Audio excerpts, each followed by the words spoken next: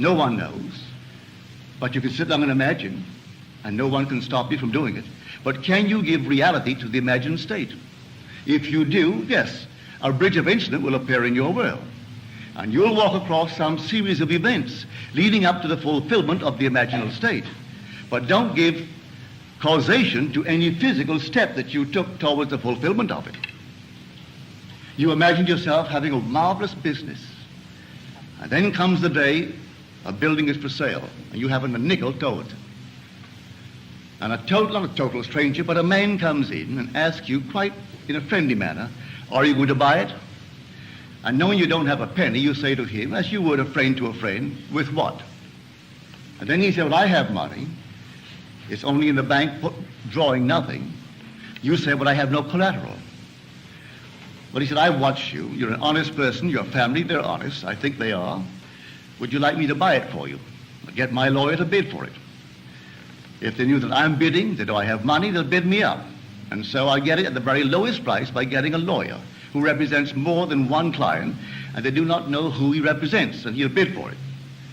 Are you willing to take it regardless of the price? And you say, yes, I'll take it. But I have no collateral.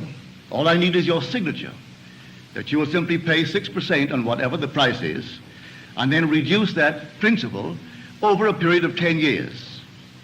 Agreed? Yes. But then sign this, and we'll see if we can buy it. That day, you owned the building. And you didn't have one nickel when you owned the building that day. You only had your signature on a piece of paper. At the end of 10 years, you repaid the man his principal. You reduce it every year, paying him 6% on the remaining principal, and reduce the entire thing at the end of 10 years. That man dies 20 years later and leaves you $150,000 in cash, tax-free, and a couple of homes and many personal belongings. In the meanwhile, you continue in that business, and it multiplies and multiplies.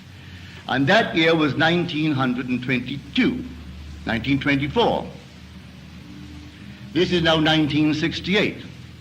That building, I'm speaking factually, that building in 1924 is now gone. He paid only $50,000 for it. It was repaid and repaid. A bank 3 years ago bought the property, now the building was rotted, bought the property for $840,000 in cash and no capital gain, from $50,000 to $840,000. In the meanwhile, the business has expanded into all the other islands, so that today you couldn't buy them out for $15 million. All in imagination. And this goes back to the imagination that preceded this man's offer to buy the building. For the young man seeing this building and entertaining a thought that the present owners deceived his father, and through deception got him out of a partnership, a junior partnership. And he was moved not to get even, but to prove that he really had something within him and could be a success in spite of their deception. And so every day he would see on that marquee not their name, but his own family's name.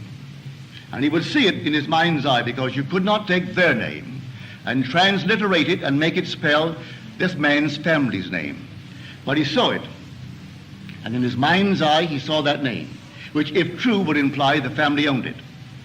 He did it every day, twice a day for 2 years. And then came this sudden, out of the nowhere.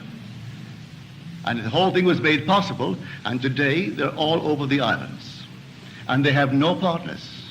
They've never taken in one partner, never sold one bit of stock outside of a family ownership. All by imagination. Now, I know what I'm talking about because I am a member of that family. I'm speaking of my own family. This is not hearsay. I know it. My second brother, Victor, was the one in whose imagination this whole thing began to bloom. And he still works all by imagination.